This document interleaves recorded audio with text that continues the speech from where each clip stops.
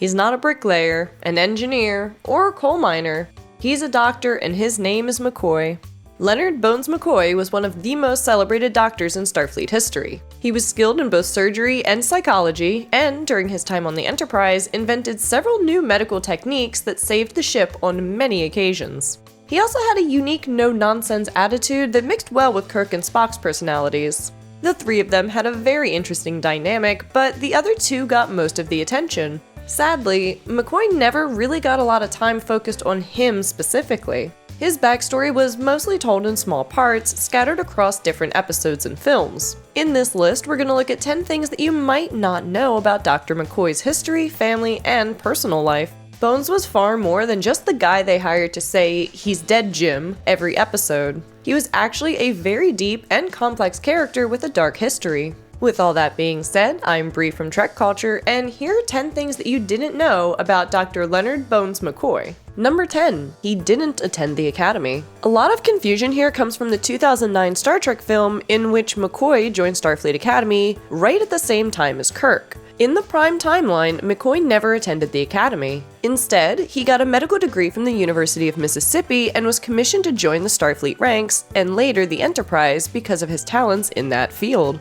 Many don't realize that the Academy is not the only path towards serving on a Federation starship. McCoy always saw himself as more of a doctor than a Starfleet officer, so for him, medical school was the way to go. Why he decided to attend the Academy in the alternate universe is unknown, but it could have something to do with how much more militarized Starfleet had become after the USS Kelvin was destroyed by the Romulans. Maybe this caused Starfleet to be more picky about who they'll let on their ships. Number 9. McCoy didn't invent his most iconic catchphrase. Don't get mistaken, Bones was a doctor and absolutely nothing else. McCoy's iconic catchphrase, "I'm a doctor, not a," followed by literally any other job title, has been used by McCoy a staggering number of times. If you're interested in looking through all the examples of this, there is a Memory Alpha page that has compiled them all together. Among other things, McCoy is confirmed to not be a bricklayer, a physicist, a mechanic, an engineer, a coal miner, or an escalator. This line has also been repeated by plenty of other characters throughout Trek,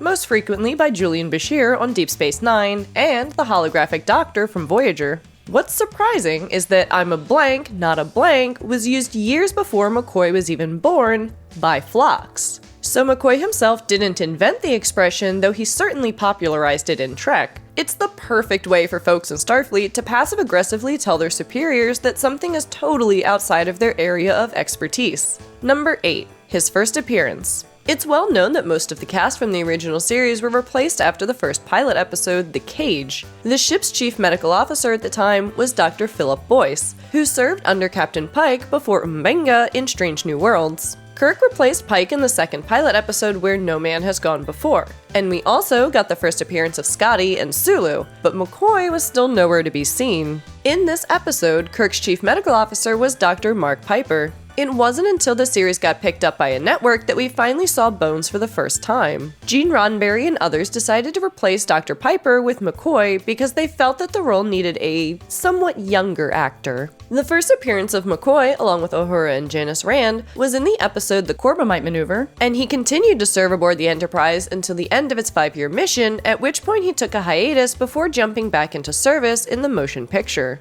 Interestingly, DeForest Kelley was actually one of Gene Roddenberry's top picks to play the Doctor in The Cage, but director Robert Butler suggested to go with John Hoyt instead. Number 7. He nearly stood up to Khan. In 2020, a deleted scene from the original series episode Space Seed went viral on YouTube. It showed McCoy standing up to Khan after he overpowered the crew and demanded control of the Enterprise. In the scene, McCoy approached Khan with phasers pointed at him from every angle and told him, "I never thought I'd say this to a patient, but you owe me something. In case you've forgotten, I saved your life." In his frustration, he grabbed a hold of Khan's arm and was shot to the ground by one of the other augments.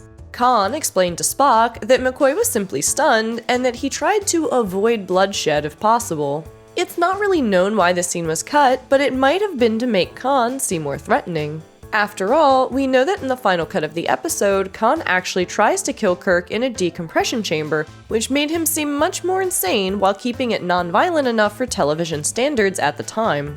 Still, this deleted scene is a rare showcase of McCoy's bravery under pressure, even if it's not technically canon.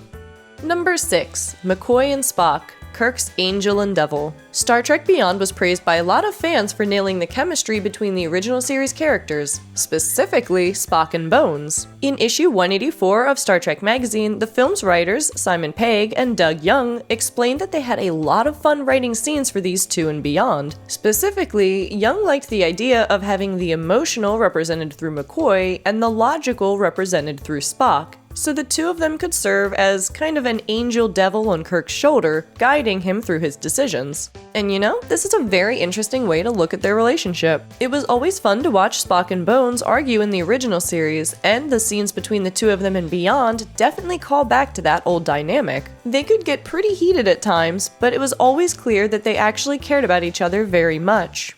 Number 5. His daughter. It's easy to miss because it was only mentioned in one episode, but Bones actually had a daughter named Joanna McCoy.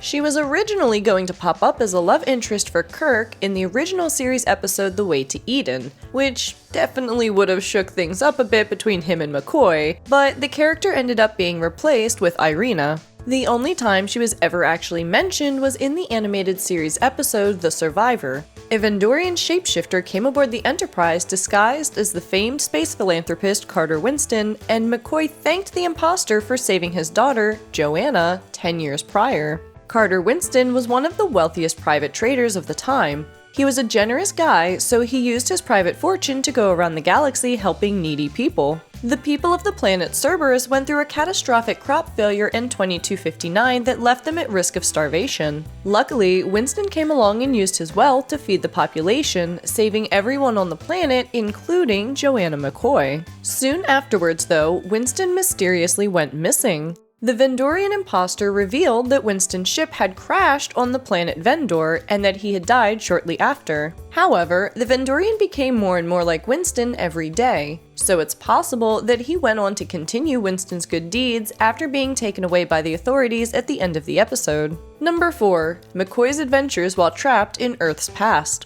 There have been countless non-canon depictions of McCoy in video games, books, and more, but the most compelling was a novel by David R. George III that was tied to the original series. Crucible. McCoy, Provenance of Shadows. David had previously worked as a writer for Star Trek magazine and the Voyager episode Prime Factors. He created the Crucible series to celebrate the 40th anniversary of the original series. It was a trilogy that focused on the original series episode The City on the Edge of Forever from the perspectives of the three main characters from the episode. McCoy's novel in the series explored the episode's two different timelines, one in which Kirk's love interest, Edith Keeler, was killed in front of him, just like what happened in the original episode, and one where McCoy saved her, causing a butterfly effect that removed the Federation from history. The alternate universe segments of the book give us a rare look at McCoy's character on his own. At first, he tried desperately to contact the future for help, but over time gradually started to accept that he was alone. Eventually, he settles down after working through some of his past regrets. The story was non-canon, but it gave some interesting context for McCoy's life in the alternate reality from the original episode. Number 3.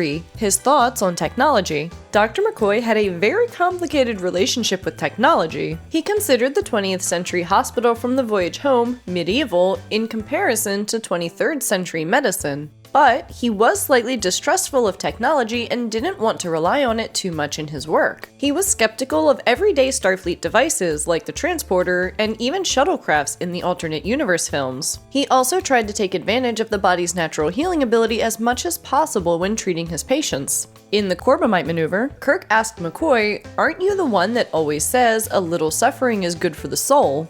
This isn't to say that he wanted his patients to suffer, just that he believed the easy fix wasn't always the best fix. First and foremost, he thought people shouldn't allow technology to coddle and replace humanity. After seeing Dr. Ta'ana's medical chainsaw from Lower Decks, it's hard not to be a bit weary of accepted Starfleet medical technology. Number 2. McCoy's pain.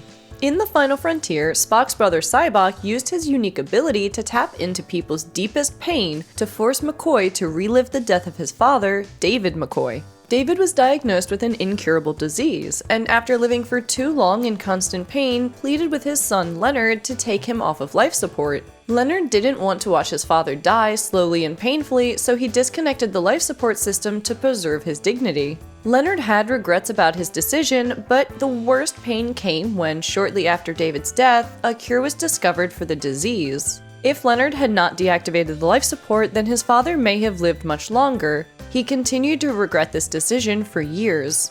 Sybok's intervention seemed to help McCoy move past his pain. If nothing else, it helped him realize that his father's death was not entirely his fault. Number 1. The origin of the nickname Bones. It's been assumed for ages that McCoy's nickname Bones was evolved from sawbones, a term used for military doctors in the American Civil War because of the saws that they had to use to perform amputations. This was never stated outright in canon, and to complicate matters further, the 2009 alternate universe films implied that the nickname's origin was something entirely different. Right after first meeting Kirk aboard the Starfleet recruit shuttle and complaining about the horrors of outer space, McCoy grumpily explained that he and his wife had just recently divorced and said, "All I got left is my bones." The camera then cuts to Kirk, and it's pretty clear what's being implied. J.J. Abrams explained in his DVD commentary of the film that this reveal was actually not scripted. Carl Urban was a Star Trek fan and thought the nickname could use an explanation, and thought of the line while filming. Fans can debate which origin is canon to the Prime timeline, but the term coming from the American Civil War seems to be much more realistic, given that many terms in Starfleet were borrowed from the United States military, and that Kirk in particular was a big American history buff. The explanation in the Star Trek 2009 film feels unnecessary and kind of silly, much like the origin story given to Han Solo's name in the Solo movie. And there you have it. Those were 10 things that you didn't know about Dr. Leonard Bones McCoy. If you like this video, go ahead and give us a thumbs up, and let us know in the comments if we missed anything. If you like what we do here on this channel, you could go ahead and hit that subscribe button. We are getting closer and closer to hitting 250,000 subscribers, which is freaking exciting. You can also find us on various social medias now at Trek Culture, and you can find me on various social medias at Trekkie Bree. I hope everyone has a great rest of their day, and don't forget to live long and prosper.